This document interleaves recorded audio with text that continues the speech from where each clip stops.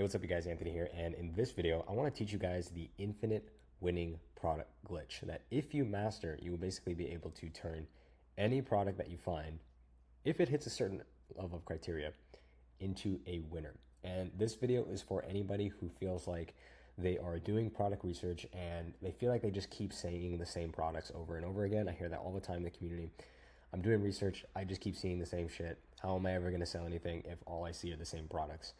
And what I want to do is give you a strategy in this video that will allow you to turn basically any product that you find into a winner. And that's basically the story of this case study story that I built here, where I took a product that was already doing phenomenal numbers that most people would say is quite saturated. And I took it, and using this process that I'm about to show you, was able to scale it to almost multiple six figures, but over 100K per month. So I want to show you how to do that in this video, so that way you never have to run out of winning products again, and you will always be able to have something to sell and turn it into a six-figure business. So let's not waste any time and jump into the video. Now, I want to show you some examples first before we dive in, because I think showing you an example is, I don't know, I tend to learn a little bit more visually and through examples rather than through Miro boards. So that's the way I'm going to teach. Anyways, let's look at a product, okay? This is a product that if you scroll on a spy tool, or I guess let's back up. If we want to look for a product, the first place most people go is to a spy tool. And when you go to a spy tool, you're going to enter in certain things on the filters to be able to weed out the poor performing ads and only see the best performing ads. Because most people who are doing product research in 2025, they know that if they want to sell a product and scale it to six figures, the easiest way to do that is to find a product that's already converting. So you're going to go into a spy tool, and typically you're going to go set whatever filters you can to filter by performance, right? And then you just want to see the best performing stuff, right? And what that inevitably leads you to is products with ads that are high performing. And if those products hit a certain amount of criteria, that leads you to sell them. Okay, we have a couple of criteria in Got to Your Ecom. Number one is it has to solve a problem. Number two, it has to be a product that's already proven to sell. And there's other ways to validate it's proven to sell. I'm not going to do that here in this video. Number three, it needs to be a product that we can find on AliExpress and then sell for the same price as our competitor at a 70% gross profit margin. So can we stay competitive while protecting our margins? If we can't, move on. It has to be a product that's lightweight and easy to ship so we can avoid shipping charges. And it has to be a product that can be easily upsold or cross-sold with other products. It's hard for you to build a sustainable business if you can't upsell more of that product, or you can't cross-sell it with other complementary products to increase the AOV. And those are just a few of the criteria off the top of my head that we look for. But let's say you find a product that hits all of that. Now, obviously, there's only so many high-performing ads, right? There's a lot more low-performing ads. So invariably, when you use a spy tool like Get Hooked, which I'm not affiliated, but I do recommend, when you're setting your filters to high performance, you're only going to see, there's only so many high-performing brands, right? It's not like every brand is high-performing. There's common sense, hopefully, in your brain will tell you that there's less high-performing brands than there are low-performing brands. And so because of that, yes, you are going to see a lot of the same products over and over again. But let me tell you why that's not a bad thing.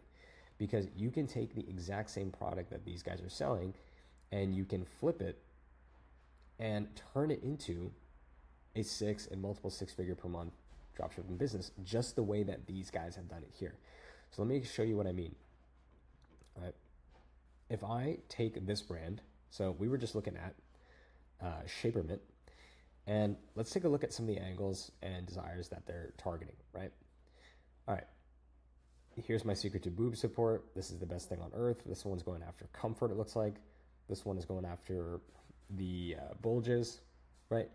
So there's a lot of comfort angles going on. There's a lot of angles about the aesthetics, about how you look, viral TikTok bra.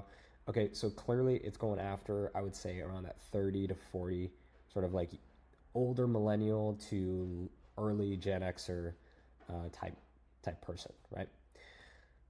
Now let's look at Body and Bra. Okay, so Body and Bra took this product and they did something masterful.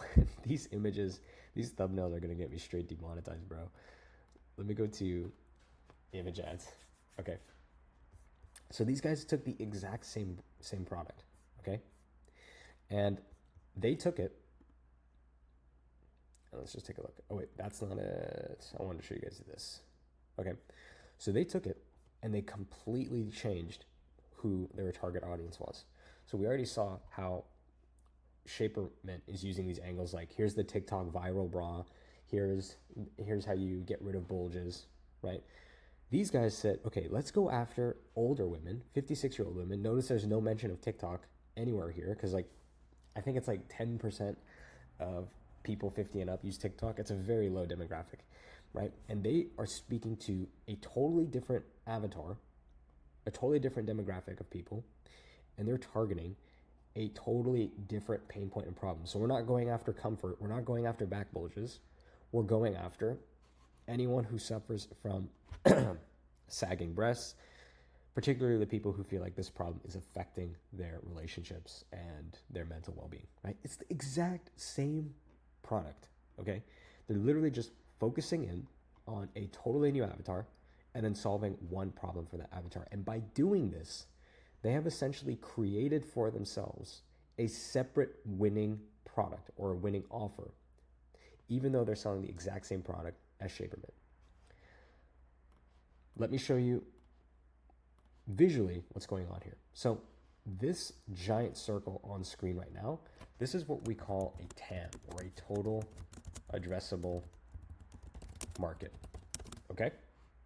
And I'm not going to give you some half-assed definition, rather I'll let Google define it, which is a TAM is an acronym for total addressable market, which represents the maximum possible revenue opportunity for a product or service if a company were to capture 100% of the available market, okay?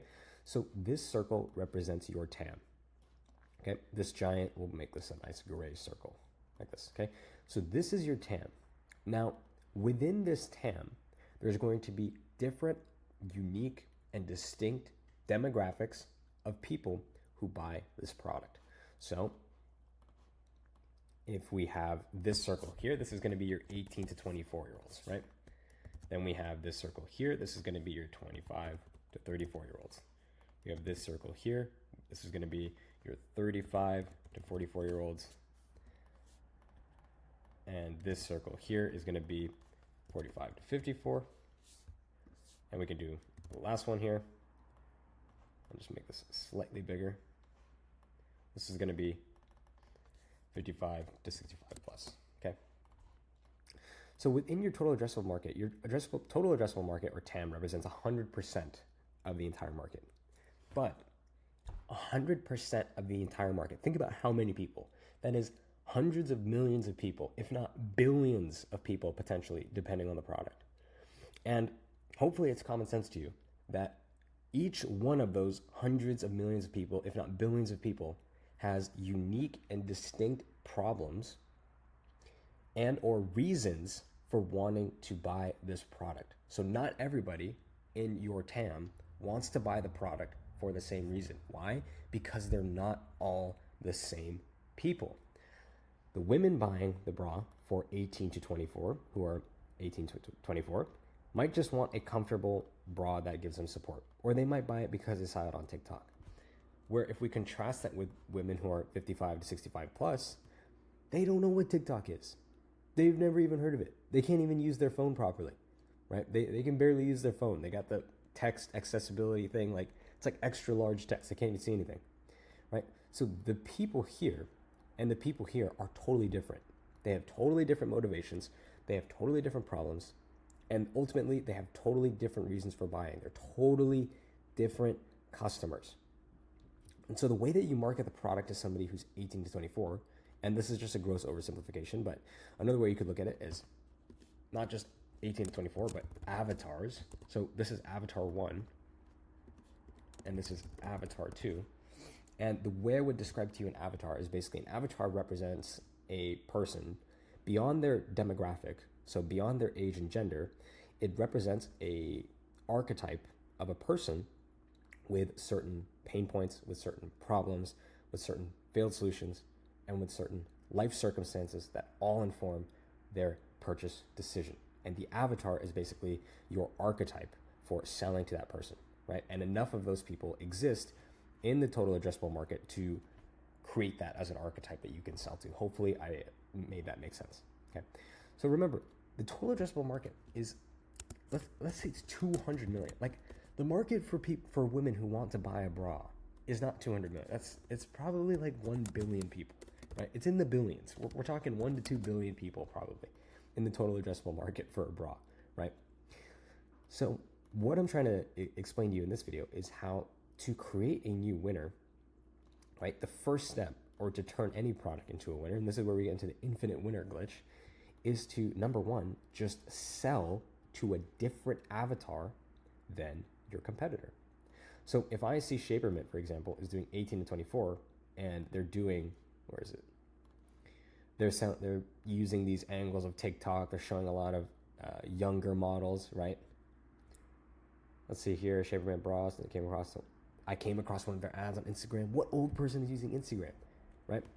So if we go back to here, let's say Avatar 1 represents, let's say it's 20% of the market, right? And you've got Avatar 2, maybe it's only 10% of the available market for bras. Maybe only 10% of people who are 55 and up are buying bras.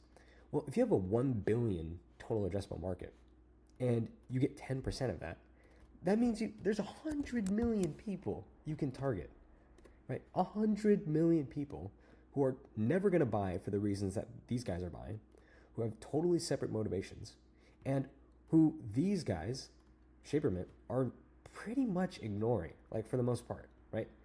So because they're pretty much ignoring this demographic, yet they exist in this TAM, this is where you come in. Okay, so let's take a look. Oh, Jesus Christ. Okay, let's take a look at this. You are going to come in, and this is where Shapermint is going, right? And when you see them with their ads and their product, you're like, oh, this is saturated. Well, you're going to go after these guys, right? You're going to go after a totally separate avatar. You're going to go after totally separate desires and pain points and angles. And when you do this, when you sell to this avatar instead of this avatar, you're not even selling the same product. But you are leveraging and taking advantage of the proven demand for the product that is observable and therefore evidence the product sells and the product is something people want. So again, let me repeat that. The fact that your competitor is selling this product is evidence of the demand. All we're going to do is leverage that demand on, or against rather, a totally different avatar. Because if we do that, we're no longer competing with our competitor, and we're no longer fighting the battle of saturation, because we're selling to a totally different person who will never buy from our competitor, okay? So that is how you can turn any product into a winner, is by literally just changing the avatar that you're selling to and going after totally different desires and pain points. And we'll wrap this up with looking at the examples again, okay? How a 56-year-old woman led to, or how a discovery by a 56-year-old woman led to fuller, firm breasts in thousands of women, okay? So we immediately know this is for women in their 50s, and we're not talking about back bulges, we're not talking about comfort, we're not talking about wires, we're talking about sagging breasts. If you're in your 50s, unfortunately, as it is, if you're trying to rizz up some old dudes, dude, I can't believe I just said rizz. I refuse to partake in that lingo because I'm too old. But anyways, if you're an old person, an older woman, you're not going to get any guys if you got those sagging breasts. Your husband is going to, unfortunately, you might lose that passion in the bedroom if your breasts are sagging, right? That's what we're going after here, okay? And look at this. Pendulous breasts are the #1 insecurity for many adult women, and for good reason, right? 92% of all women, unfortunately, have to deal with sagging breasts or sooner. So we've taken one avatar, right? And your action steps basically are to, if you see a product that is currently winning on the market, right? If you see a product and you're looking at a spy tool and you see someone who's killing it, I want you to observe their ads, and I want you can do this with AI, and ask yourself, what demographic are they targeting? Or we could just say what demographic, and okay. So you can do this exercise as you're doing product research. What demographic, what pain points, what desires, what angles, okay? And then you'll quickly figure out who they're selling to, what pain point they're going after, what desires they're going after, what angles they're going after. And that what you want to do is basically do research to see, is there another avatar that we could sell to, a totally separate person with different demographic information, different pain points, different desires, and different angles. And that is how you can repeat this off across multiple avatars, right? Like I could go after women who are like not just older women, I could go after women who are early 40s to mid 50s who are going through premenopause and menopause, who are just now wondering that, and this is like an unaware market, who are just wondering like, whoa, why was my shit sagging? You know, what's going on here? Totally separate avatar, totally separate life circumstances, totally unique pain points and desires and angles that would resonate, right? It doesn't just have to be one, but all it takes is one to be able to scale a product successfully and to capitalize off of this, what I call infinite winning product glitch. Let me show you another example of the power of focusing on one specific avatar and just using that to sell a totally saturated product. So this is a product that pretty much everyone has seen at this point. If I show you the actual product, this has been around for years, like literally years. This thing has been around.